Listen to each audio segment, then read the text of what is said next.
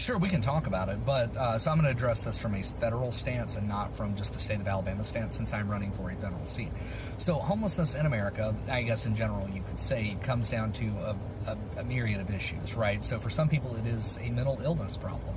Some people struggle with mental illness. They can't maintain a job. They can't function well in society, and so for them it's easier just to live on the street and to scavenge and beg than it is to try to fall into the fold and get a job and pay bills and, you know, manage themselves responsibly. For other people, it could be because of drug abuse or addiction. For others, it could just be societal factors. Maybe they got kicked out at a young age, or they didn't have a skill set. And so, you know, once they are in that situation, it becomes almost impossible to climb out. And so, regardless of the reason, in my mind, addressing homelessness isn't just as simple as saying, oh, we'll build a house and put them in it, because that doesn't address the core reason of why they were homeless in the first place. Now, in some places, it may just be a housing shortage issue, and building a house or building affordable housing is a way to offer them a way out. But that will not work for everybody. For a lot of people, it's because of mental illness or drug abuse issues or lack of skills to be able to work.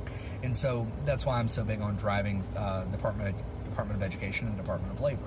We can use both of those groups, both of those as resources to help people in these situations be able to find meaningful work, things that they want to do that contributes to society as a whole.